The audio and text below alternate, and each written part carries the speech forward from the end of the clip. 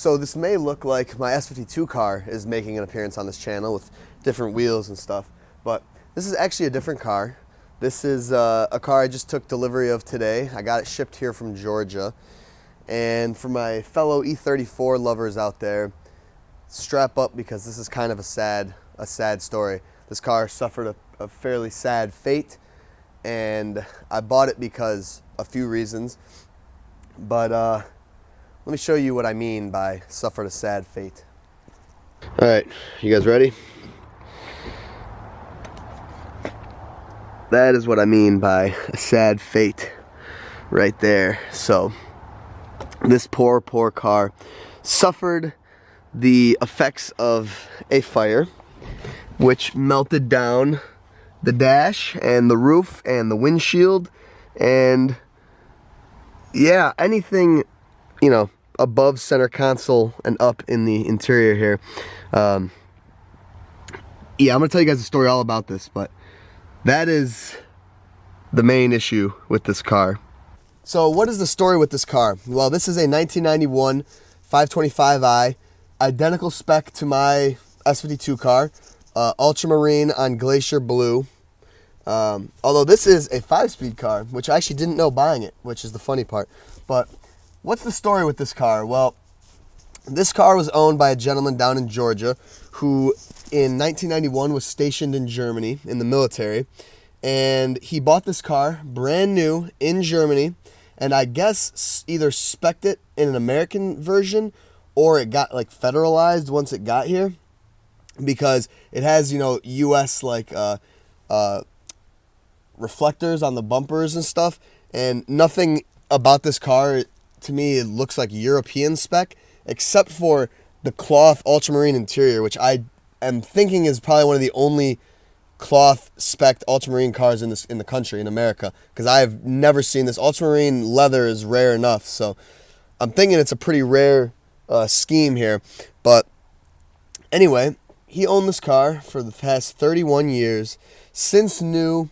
Bought these wheels, which I'm not sure the brand, but I'll find them out. Bought those in Germany, and when he got, you know, out of the military, brought the car home and has had it since last year, where he told me he had a aftermarket sound system put in, and a few days later, the car went up in flames, and that is where we see it today, untouched since. It's been sitting for, I think, 6 months or so, burnt out. Yeah, so that is why that's a sad fate, because this is, as you guys will see, I'll show you around the car, it's a mint car, and it sucks because it's such a cool package car, and it's just really sad to see a car go out like this, because I'm thinking this is kind of an unfixable car, because not only where am I going to get the replacement ultramarine parts, but the harness underneath is cooked. And stay tuned, because later on in this video, we're going to do the dumb thing of seeing if we could maybe get electronics in this car. I got a battery. I'm going to hook it up. I'm going to see with a fire extinguisher on hand if I can get this thing to somehow fire up, because the harness here is fried, but that's not really the harness that runs the car. So maybe we can get some power and maybe it'll start. I doubt it. But otherwise, oh, it's just crispy. So sad. But let's take a look at this car, see what it looks like. And yeah, so coming around the exterior of this car, it is just a mint, well taken care of car. I mean, the paint is super clean. Starting to see some sun fading on the upper panels, as expected from a Georgia car. Jesus is Lord license plate, very awesome. But just very clean body, no damage, no issues. It even has a paint matched trunk lid spoiler, which is crazy. This I probably won't put on my car. I'm not really a fan of wings on these cars, and it's pretty faded, but nonetheless cool to have. I'm not sure if it's OEM or what it is, but we'll figure that out. But just a super clean car. Chrome exhaust tips, what my car lacks. And then, like I said, here are the wheels. Some definitely German wheels. I'm not sure. He might have mentioned the name of them, but I can't tell. But I've never seen these in the States. They look pretty cool. You know, obviously a rust-free Georgia car, not a speck of rust on this car. I saw the guy's listing, and it was cheap, and Yeah, but it was in Georgia, and I was like, well, how am I going to get a car from Georgia here? And I ended up biting the bullet and paying a transporter. So I actually paid a kind of a pretty penny for a car that's burnt to a crisp on the inside. As I say before, a gentleman never reveals his secrets, but just know I paid kind of a lot. And that was me thinking it was an auto car, and then I pleasantly was surprised when the car got delivered today to find it's a 5-speed manual. Because not only does that mean now I have a ultramarine shift surround for my blue car, which I have yet to have. Shift boot is unfortunately melted. That sucks because that's, oh, I needed that so bad. I'm so bummed. But it's an M50 ZF car, and that totally made it all right, because that means that all the money I put into this to get it here, I will be getting out of it, because those are desirable. So an M50 oh, this is a little crusty. An M50 non-Vanos, my favorite engine of all time. I'm not sure the mileage, I can't even remember because the cluster's obviously fried. But it's a great drivetrain car, and since it's an M50 ZF, that means it's got a 323 LSD, so this drivetrain is worth great money and just cool to have. You can see the fire melted away the cowl here. Oh, it looks like it got into the harness. Oh my God, what is that? That's a Black Widow Spider, is it not? Holy hell, do Black Widows live in Georgia? I think that's a Black Widow Spider, because it's got that red bottom, but it's a little brown. It looks like he's kind of, maybe he got fried in the fire. Okay, that's terrifying. So I'm gonna have to be careful now, parting this car. But otherwise, the nice thing about E34s is the ECU and stuff lives in here, and this is insulated, and this definitely got hot, but hopefully the ECU survived, and the engine harness seems like it may have survived, except for over here. Now I'm tripping out about that Black Widow. This got a little hot. Oh, but all the wiring's there. No, I don't know, this should all be kind of intact. Let's see what the fuse box looks like. Perfect, no issues. Ton of blown fuses though. Check out those. But yeah, so here's the drivetrain of this car. Let's look at the interior. Here is the cloth blue seats I mentioned with the cloth inserts on the door panels. So cool. I was hoping these door panels would be in better condition, because mine is doing the same thing, but these are no better, and I don't know if I'd want to swap over to cloth ones. But really rad back seat. Oh no, that's cool. Yo, a ultramarine blue cloth rear deck. Hell yeah, that's sick. That might be going to my blue car, because that's way cooler than the fabric we get here. Otherwise, the front of this car has the ultramarine floor mats, which is just so sad, because they that one burnt up, and I need these. Well, I don't need these. I bought cocoa mats, but these are something I could have used. These panels, like I said, everything on the dash is kind of warped and screwed up, but he had seat covers on this car, which may be one of the only things that saved these seats, because underneath that seat cover I looked, and it's perfect, and all this stuff you're seeing is the melted headliner and sunroof panel, but this all pretty much pulls right off. So this car will have a full set of cool cloth seats, and I think I'll be able to clean them up really nice, which is cool. So that's a plus. Shout out to the guy for having seat covers. Ultramarine coin tray here, like I have in my car that came with it. Otherwise, interior wise, let's go on the other side. We got all the dash, and we got I Heart Jesus air fresheners. That's cool. So yeah, down there the carpet got melted. Otherwise, the carpet in this car I think would be perfect, but I'm gonna pull it out and see if I can clean it. This floor mat looks like it took some of the brunt there. But now, he said it was the head unit that caused the fire, and I mean, certainly looks like it might be, but I'm honestly thinking that this was a blower motor fire, because the fact that the head unit itself is not burnt leads me to not believe it's the head unit, because why would that be the cause of the fire and not have any burn damage? And we all know these cars. I preach to you guys that you have to be careful with these blower motors and the resistors, and I think this is grade A blower motor resistor, or blower motor itself failure, because the way you can see right down in there, and you can see through to the cowl.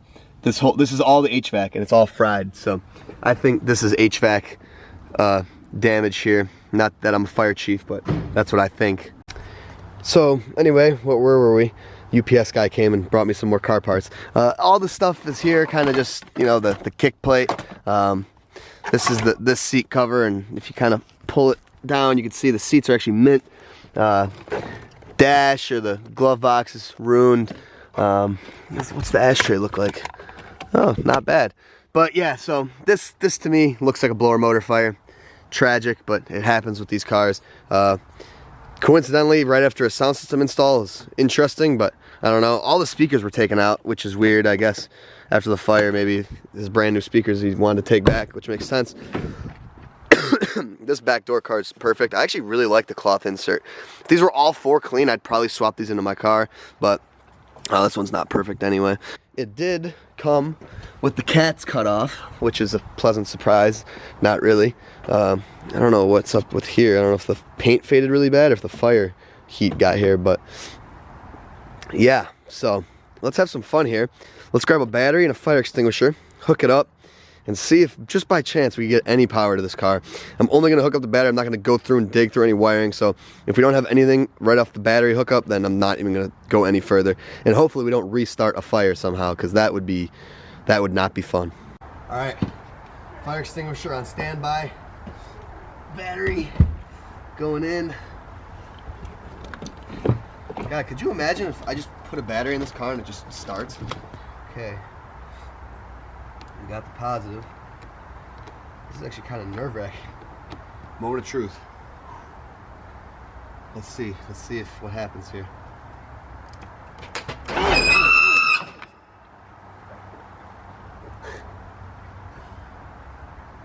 Okay, so it has power, and I almost ran my foot over because the car's in gear. So when you hook the battery up, apparently the starter engages. Why the hell that happens, I'm not sure, but that was a bit scary. So let's do this one more time with the car in neutral. I think the car's just gonna start itself. That'd be interesting.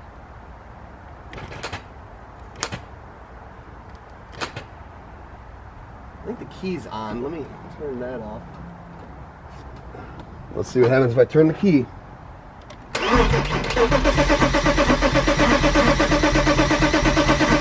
Cranking. No way.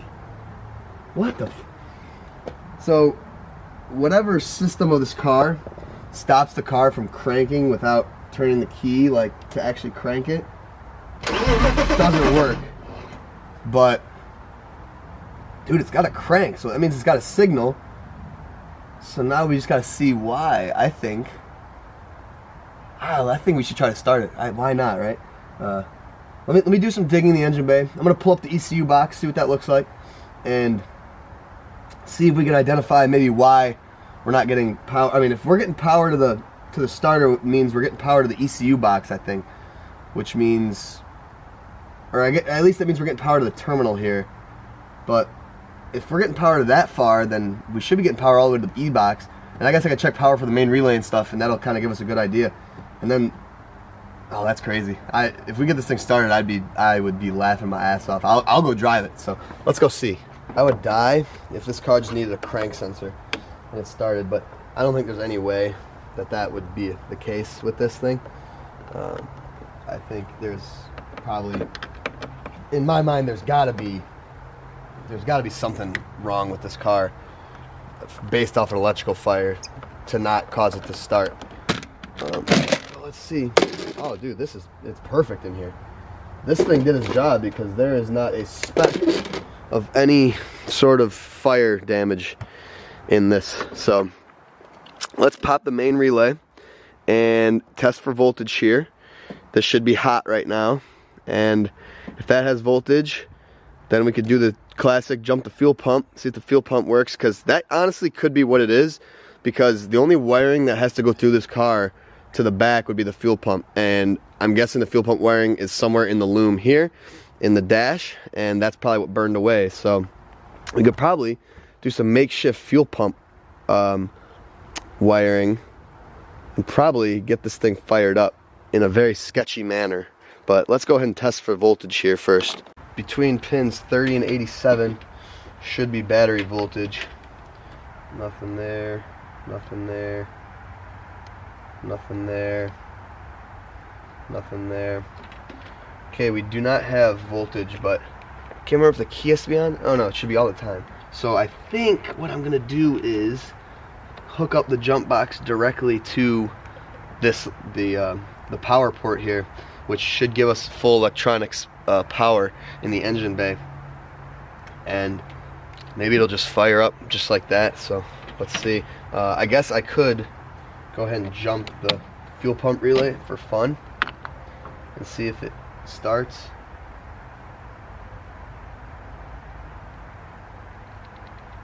No. So yeah, I think it's gonna need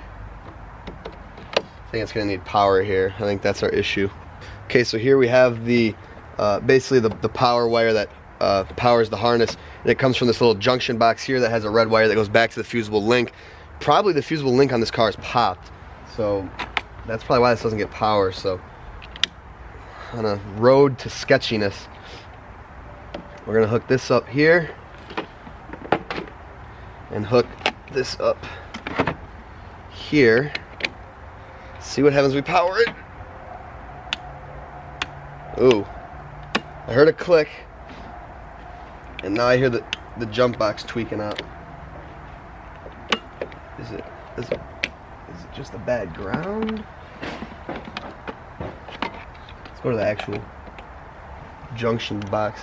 Oh, okay, we have voltage, stable. Let's try to crank this thing, huh? There's no way. I don't think there's any way.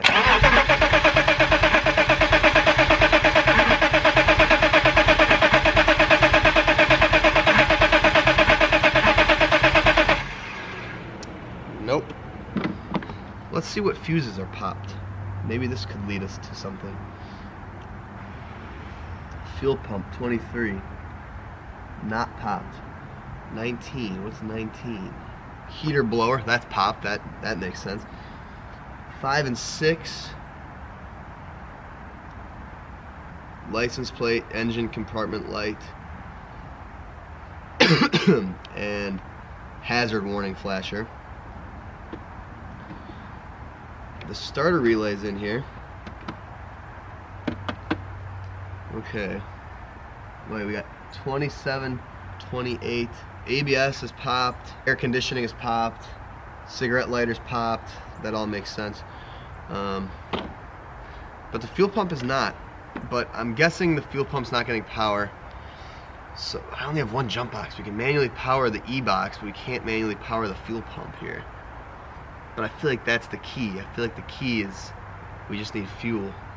I don't know, man. With a fried dash harness, you can't really expect much here. So let me do some quick little running around without the camera and see if I can figure something out. But it's kind of looking like it's going to be a no-go. So I totally forgot we could just try starting fluid if that's what I think is wrong. So what the hell is going on here? Let's take this off and see if this thing will do anything on starting fluid. Okay, I'm a little nervous, but let's see. Let's see if she'll fire. Alright, well, ultimately, if it's not starting with starting fluid, then that means it's not fuel. That means we are in fact having an issue with power to the harness, which in turn will give us, all the important things. And there is the C101 or C103 body harness right here, which is where the engine harness meets and then goes to the body. And as we know, this is all fried, so there's probably, I'm guessing, a start signal somewhere under the dash here that will kind of tell the car, like, give it spark and stuff, and I'm guessing that's what's bad. So this harness is a bit crispy here. So I'm just guessing that there's things that are causing a no start here that I'm not gonna be able to mess with, nor do I care to mess with. But we gave it a shot, and that's all that matters. So oh well. I would love to have heard this thing run, but you can't win them all, and when there's a bunch of German spaghetti involved, it's never really the easiest to figure out. So I apologize for the disappointment, but I don't have enough time to go any further into this, unfortunately. So some time has passed since the beginning half of this video, and in this video I know I mentioned and sounded a lot like this car was not gonna be used for anything other than parts. But after I filmed that video and concluded it, I ended it saying, well, this is it, I'm gonna part it out. But I did a lot of thinking, and I've thought about some things, and it's under a cover now, safe and sound from the winter, so that probably already alludes to something. But I don't want to let this car die. I feel as though out of all the people in the area here, or anyone really, I feel like I'm the person that could probably get this back on the road, because the average person doesn't really come by E34 parts cars and stuff like that. But I feel as if I can get this thing back on the road, and maybe I can't, but I want to give it a shot, not only for myself, but for you guys, because I feel I owe it to the community to show that, hopefully show that an E34 can survive a blower motor fire and get back on the road. This car was caught in enough time where you guys just watched the video. Obviously, I'm speaking from, this is like a month away or a month since, but like this car needs basically a dash harness, a dashboard, and a headliner. I have a headliner. I have all the visor components. I don't have a dashboard or any of that stuff right now. And I mentioned in the video how I will never be able to find a blue one. But I thought about it, who cares if it's blue? Because a lot of these BMWs from the 90s, 80s came with one color dashboard and the rest of the car didn't really match. So like, I know a lot of these cars had black dashes and the car might not be black. So I'm going to try to get my hands on a 91, 92, 525 with a black interior so I can steal the black dashboard, because I think black with the blue wouldn't look that bad. So then I can pull off all the, under dash components, and I could basically have a template car next to this car, right? And I can pull off everything from the donor will off everything from this car, and compare and see what I can do. So this car will not be gone. This car will stay on the channel. It will be a project upcoming. I'm going to do the E28 first. This is going to be like a springtime thing, so it's going to sit here and chill until then. But I have a windshield for it, so like I have and can get everything I need, and I think I have the knowledge with these cars. I've pulled them apart enough times to kind of understand underneath. So unless there's some crazy, obscure, impossible way to replace the entire like body harness, fuse box harness, which I know it's going to be a pain, but it should be doable, then I want to give it a shot. Not only to try to teach people, but to try to prove to myself and other people that these cars can come back. And I hope that's the case. I hope we can get it.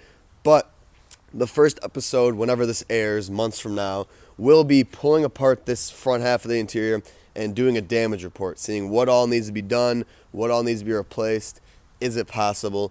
I forgot about all the HVAC box and stuff in there that is not easy to remove, and I've never done it, but I would like to try because I don't really want to strip this car. Will I profit off it if I part it out? Yes. But I honestly think the condition of this car and the story and everything, I think this car is actually worth more together than it is in parts. And that's kind of rare for a lot of these cars. A lot of times they are just worth more in parts, but I don't think this one is. So I think it's just beneficial to everyone as a whole if we can try to get this thing back on the road. So this is the new refilmed ending to this video. The first ending was a bit sad, but I think this one's a lot better, and I'm excited. If you guys are excited, please let me know. Or I hope you guys are excited. But yeah, so that should be a fun series. So look forward in the next few months of me digging into this burned down little 525. Anyway, that's it for this video. Thank you guys so much for watching. New Year's Eve today. Happy New Year. This video's coming out on Monday though. Thank you guys so much for a great year. All the new followers, all the new subscribers, everyone that shows love and support across the world and across all the social medias. My merch drop is coming out once the new year rings in. I got to get to work on that next week. So stay tuned for that. Peace.